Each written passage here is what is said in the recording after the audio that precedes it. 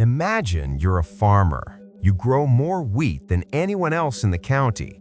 But when you want to make a loaf of bread for your own family, you have to go to your neighbor and pay a premium for their flour, while your own wheat sits in a silo or gets shipped across the world. It sounds like a bad business move, right?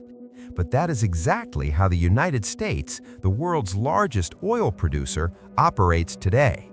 Welcome to What If X Realty, where we pull back the curtain on the world's most confusing economic realities. Today, we're looking at why we can't use our own oil, why millions of Chinese containers are rotting in our backyards, and how Iran managed to steal 5 Boeing 777s right under our noses. Right now, there are nearly 300,000 ships at sea. About 90% of everything you're wearing or touching right now came via a container ship.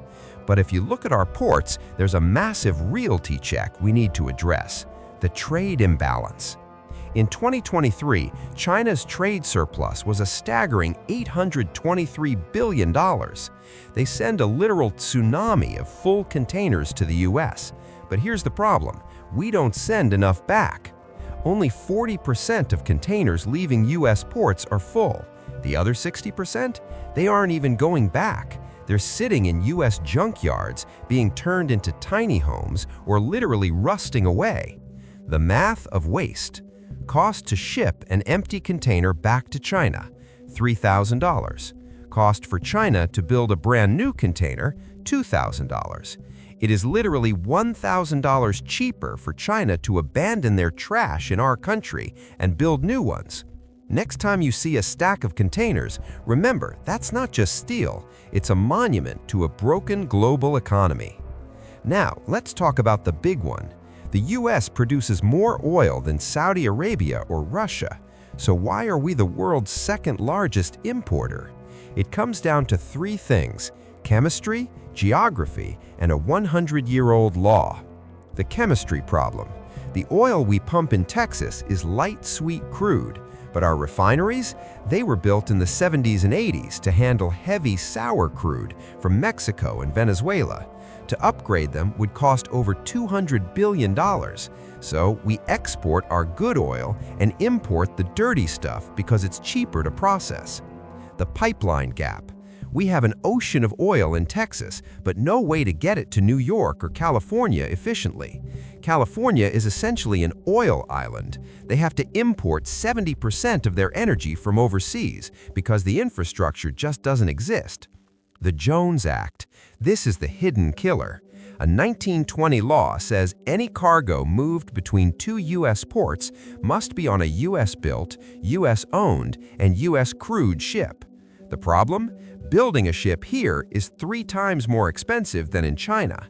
The result? It's actually cheaper for a refinery in New Jersey to buy oil from Africa than it is to bring it in from Texas on a U.S. ship.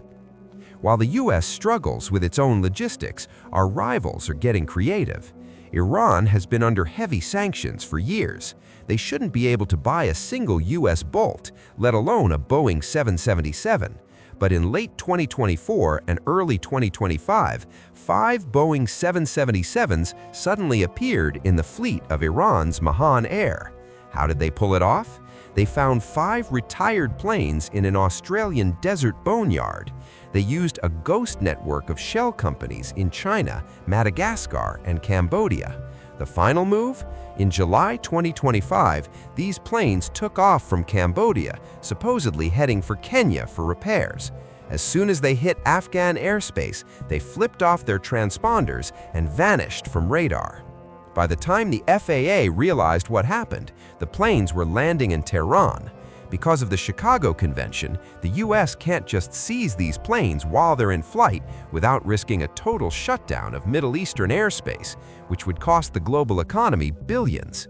The reality of our world is that it's held together by outdated laws, lopsided math, and shadow companies. We produce the oil, but we can't move it. China produces the goods, but they don't want the boxes back. And Iran, they found the one loophole we couldn't close. What if we actually fixed the Jones Act? Or what if we finally upgraded our refineries? Let me know what you think in the comments. Is the US energy independence a myth? If you want to see more deep dives into the reality of our world, hit that subscribe button and turn on notifications for What If X Realty.